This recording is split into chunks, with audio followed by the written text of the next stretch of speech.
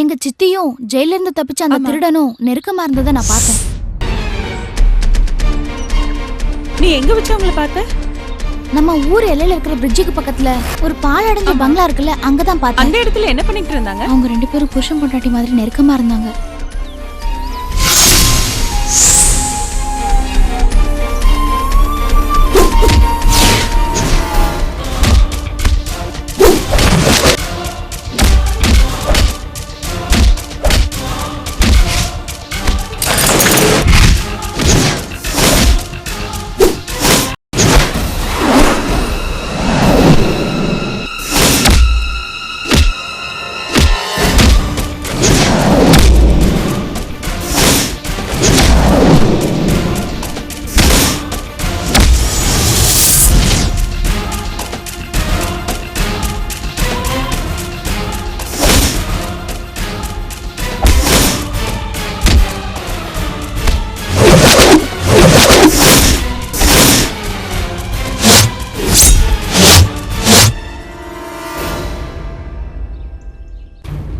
அன்னைக்கு ஜெயில இருந்து தப்பிச்சதுக்கு அப்புறம் நடந்தது என்னன்னு ஒண்ணு விடாம சார் கிட்ட விளக்கமா சொல்றேன். சரிங்க சார், நடந்தது அப்படியே சொல்லிடுறேன் சார்.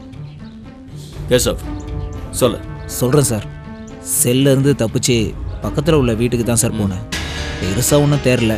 அங்கே கிடைச்சது 3-4 ஜோடி ட்ரெஸ்ஸு, ஒரு மொபைல் ஃபோனு, அப்புறம் கொஞ்சம் பணம், அப்புறம் ஒரு கத்தியும் கிடச்சிது சார். அப்புறம் நான் போனது கொஞ்சம் தூரமாக உள்ள வீட்டுக்கு சார்.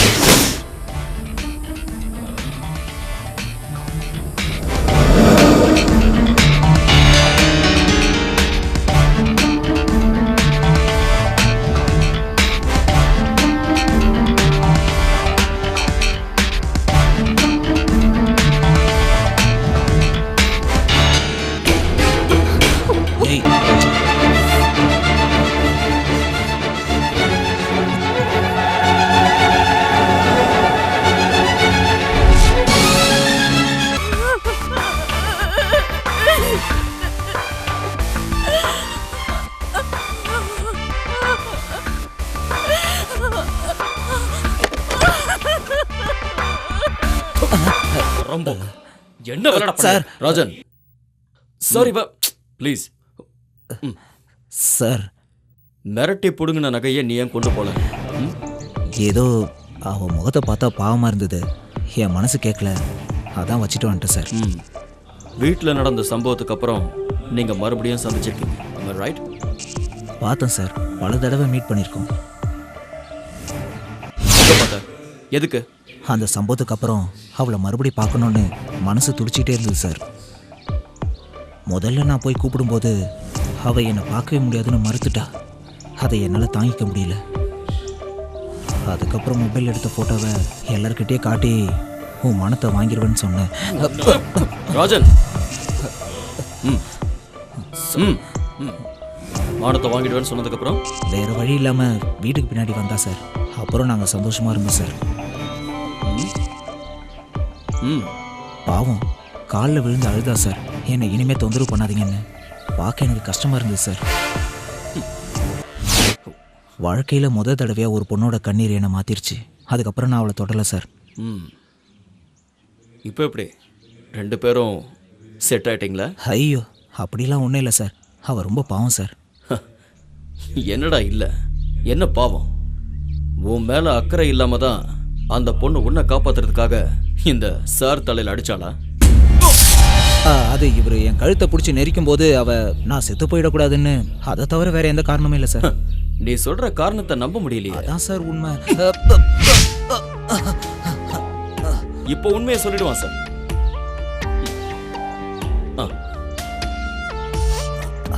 நாள் கணக்கோ வார கணக்கோ மாச கணக்கோ இல்லை, பல வருஷமா அந்த பொண்ணுக்கு இந்த ராஜனை நல்லாவே தெரியும்.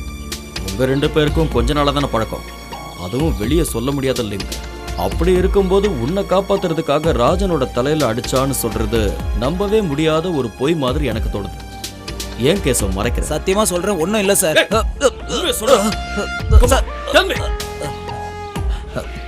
சொல்றேன் சார். நான் மிரட்டினப்ப அவ மறுபடியும் என்னை பார்க்க வந்தா சார். பல தடவை வந்திருக்கான்னு சொல்ல. ஆமா சார். மறுபடியும் அவளை அனுபவிச்சிருக்க. ஆமாம் சார். அப்புறம் அவளே வர ஆரம்பிச்சிட்டேன். ஆமாம் சார்.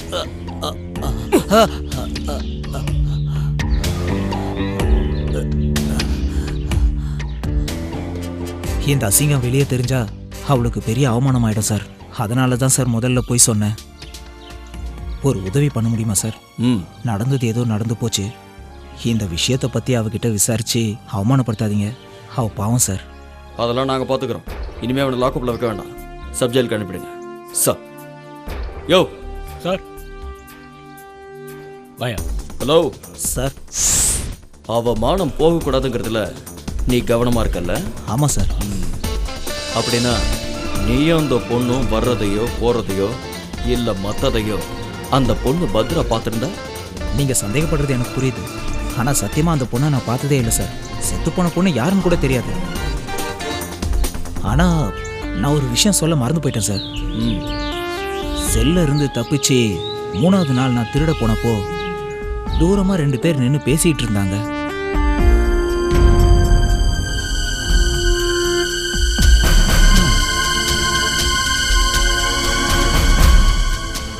அவங்க யாரு? தூரத்துல இருந்து பார்த்ததுனால தெரியல. அதுக்கப்புறம் 3 நாள் கழிச்சு மலையடி வாரத்தில் ஒரு பொண்ணோட பாடி கிடைச்சதுன்னு கேள்விப்பட்டேன். போ.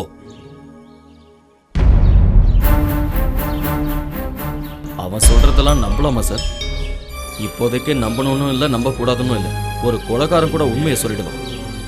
ஆனா ஒரு திருடன் உண்மையை சொல்லிடுவான்னு எப்படி எதிர்பார்க்க முடியும்?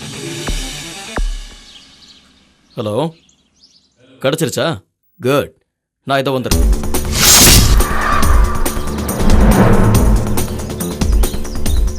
சார், லோக்கல் போலீஸ் அவங்க அம்மா ஃபாலோ பண்ணி சசி ஒளிஞ்சுக்கிட்டு இருந்த இடத்த கண்டுபிடிச்சிட்டாங்க. விஷயம் தெரிஞ்சதுமே அவனை கோழி அமுக்கிற மாதிரி அமைக்கிட்டேன். Okay, come.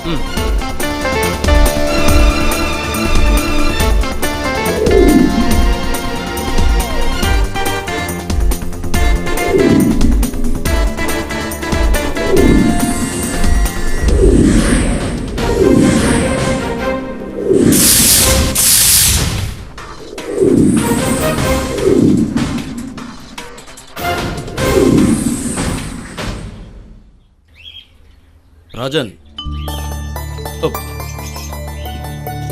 சார், கொஞ்சம் இங்க வாங்க. Good morning sir. Good morning. Urgent எதுவும் இல்லைன்னா கொஞ்சம் பேசலாம்னு நினைக்கிறேன். நாங்கள் ஏன் கெட்டப்பு மாற்றிட்டு வந்தோன்னு டைம் வரும்போது சொல்கிறேன்னு சொன்னால? ஆமாம் சார், இப்போ அதை சொல்கிறதுக்கான நேரம் வந்துருச்சு சார். ஒரு லெட்டர்னால தான் கிரைம் பிரான்ச் இந்த கேஸில் இன்வால்வ் ஆச்சு. முருகன் எழுதின நோ நோ நோ அது இல்லை. நான் ஒரு இன்லைன் லெட்டரை பற்றி தான் சொல்கிறேன். பிரகாஷ், அந்த லெட்டரில் கண்டென்ட் இவ்வளோதான். பத்ரா எப்பவும் தற்கொலை பண்ணிக்க ட்ரை பண்ணுறவன்னு, தான் லவ் பண்ணுற பையன் தன்னை ஏமாத்திடுவானோன்னு பயமும் துக்கமும் அவளுக்குள்ளே இருந்திருக்கு. அதனால பத்ரா தற்கொலை பண்ணியிருக்கலாம். வந்தது மொட்டை கடுதாசி தான். எழுதின ஆளோட பேரோ அட்ரஸோ இல்லை. ஆனால் போஸ்ட் பண்ணியிருக்கிறது இங்கே இருந்தான். மொட்டை கடுதாசியாக இருந்தாலும் அது மேலே இருக்கிற அட்ரஸில் தான் விஷயமே இருக்கு. ஏன்னா சிட்டியில் தங்கி இருக்கிறவங்களுக்கு டிஜிபி ஆஃபீஸ் அட்ரஸ் கிடைக்கிறது அவ்வளோ சுலபம் இல்லை.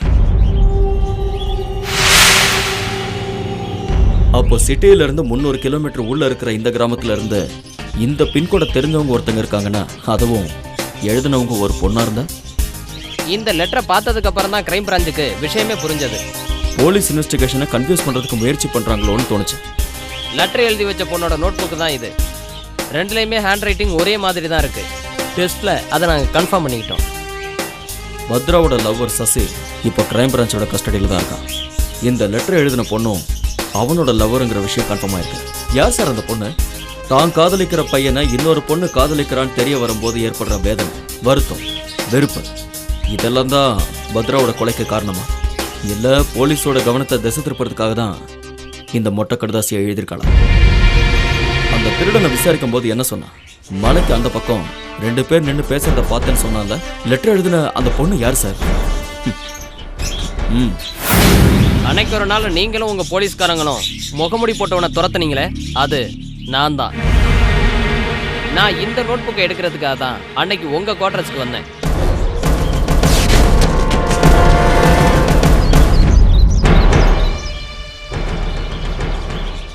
மாலதி, நடந்த உண்மையெல்லாம் சொல்லிடுறேன்.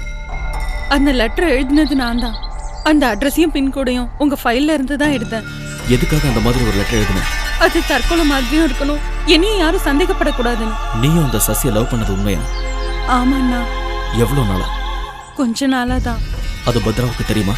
தெரியும். நான் அவகிட்ட சொல்லியிருந்தேன். அப்புறம் நான் அவனை லவ் பண்றேன்னு தெரிஞ்சோம் அவ அவனை மயக்கிட்டா. நான் நேரடியா அவகிட்ட கேட்டப்ப கூட அந்த மாதிரி எதுவுமே இல்லைன்னு என்கிட்ட மழுப்பிட்டா. ஆனா நான் ஒரு நாள் நேராவே பார்த்தேன்.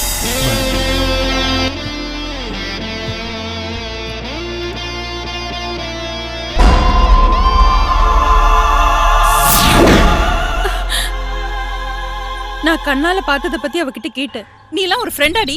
என்னடி என்ன பார்த்து இப்படி கேக்குற? கையெடு. நான் லவ் பண்றது தெரிஞ்சா அவனை கட்டி பிடிச்சிட்டு திப்பியா? என்ன லவ் பண்றேன்னு முதல்ல அவன் தானே வந்து சொன்னா. உன்னை பத்தி நான் அவன்கிட்ட கேட்டதுக்கு நீ அவனுக்கு ஒரு நல்ல ஃப்ரெண்டுன்னு சொன்னாண்டி. ஒரு வார்த்தை என்கிட்ட கேட்டிருக்கலாம்ல. என்ன சொல்ற? நான் லவ் பண்றதுக்கு உன்கிட்ட வந்து பெர்மிஷன் கேட்கணுமா?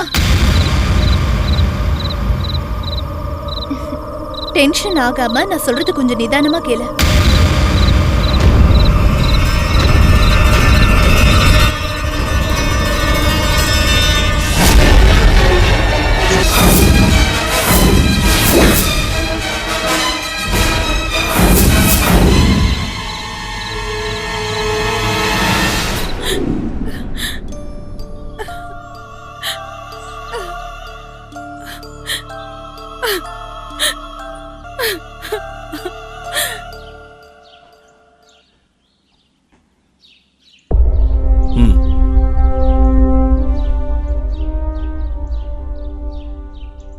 குற்றவாளி செஞ்ச குற்றத்தை ஒத்துக்கிட்டு கைப்பட எழுதி கொடுத்துருக்காங்க சார்.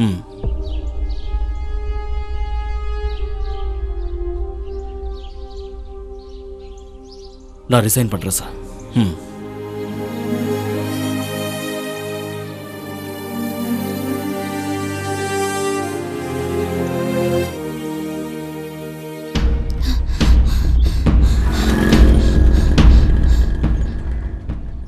Sorry D. நான் கேள்விப்பட்டதெல்லாம் உண்மையா?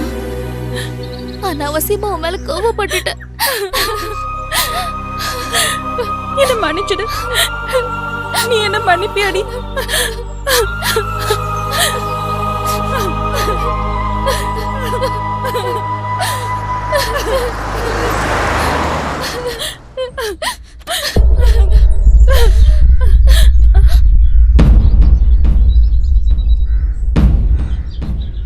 சொல்லுமா, நான் கேள்விப்பட்டதெல்லாம் உண்மையா? இத நான் நம்ப மாட்டேன். இவ அண்ணனை காப்பாத்துறதுக்காக நீ கொலை செஞ்சேன்னு ஒத்துக்கிட்டியே. என்ன பேச விடு, பேசித்தான் ஆகணும். நீ சும்மாரு. நீ சொல்லு, உங்க அண்ணன் தான் உனக்கு சொல்லி கொடுத்தானா நீ முதல்ல குத்தத்தை ஒத்துக்க, அப்புறம் நான் உன்னை காப்பாத்துறேன்னு? என்ன கொடுமையான உலகண்டா இது? கொலை செஞ்சத ஹலோ நீ இங்க நின்னு கத்திக்கிட்டு இருக்காதீங்க, உள்ள மீட்டிங் நடக்குது. கேக்கட்டுமே, எல்லா ஆபீசர் காதலையும் விழணும்னு தான் கத்திக்கிட்டு இருக்கேன். அண்ணன் தங்கச்சிய கொலை கேஸ்ல மாட்டி விட்டுட்டு வேடிக்கை பாக்குறான். அந்த ராஜுவை காப்பாத்துறதுல உங்களுக்கு என்ன இவ்வளவு அக்கறை? அதுவும் கூட பிறந்த தங்கச்சிய மாட்டி விட்டுட்டு கடமை உணர்ச்சிக்கு ஒரு அளவே இல்லையா? உங்களுக்கு பேரும் புகழும் கிடைக்கணுங்கிறதுக்காக எந்த கர்மாந்திரம் முடிச்சவனையும் தப்பிக்க விட்டுருவீங்க, அப்படித்தானே? நாசமா போயிடுவீங்க. கொஞ்சம் நிறுத்துறீங்களா? வயிறு எரியுது எனக்கு. தேவையான சாட்சி ஆதாரம் இருக்குன்னு தானே முதல்ல அவனை உள்ள வச்சாங்க. இப்ப புதுசா ஒரு கதையை ஆரம்பிச்சிருக்காங்க. மிஸ்டர் கங்காதர், இந்த பொண்ணு தான் குற்றவாளியா இல்ல நாளைக்கு வேற பொண்ணை கொண்டு வந்து நிறுத்துவீங்களா? உங்க இஷ்டப்படி மாத்துவீங்க, யாரும் கேட்க கூடாதா? இனிமே இங்க நின்று கலாட்டா பண்ணீங்கன்னா நாங்க பார்த்துட்டு சும்மா இருக்க மாட்டோம். அப்பா கூட்டிட்டு போமா? வாங்கப்பா நம்ம போயிடலாம். அப்பா இப்போ போறேன், ஆனா சும்மா விட்டுருவேன்னு நினைக்காதீங்க. என்ன விடு விடுன்னு சொல்றேன்ல. ஹைகோர்ட் இல்ல சுப்ரீம் கோர்ட்டுக்கும் போக தயாரா இருக்கேன். இங்க நடக்கிற அநியாயத்தை பார்த்துட்டு சும்மா இருக்க மாட்டேன். நான் விட மாட்டேன், செத்தாலும் விட மாட்டேன். என்ன யாருன்னு நினைச்சீங்க? வண்டி எடுறா.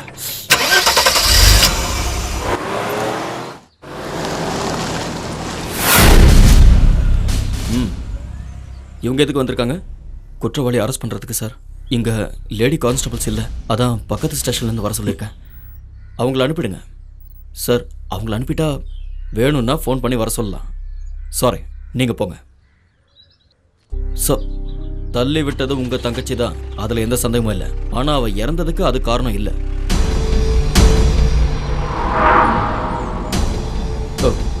எனக்கு ஒன்றுமே புரியல சார். புரிய வைக்கிறேன், வாங்க.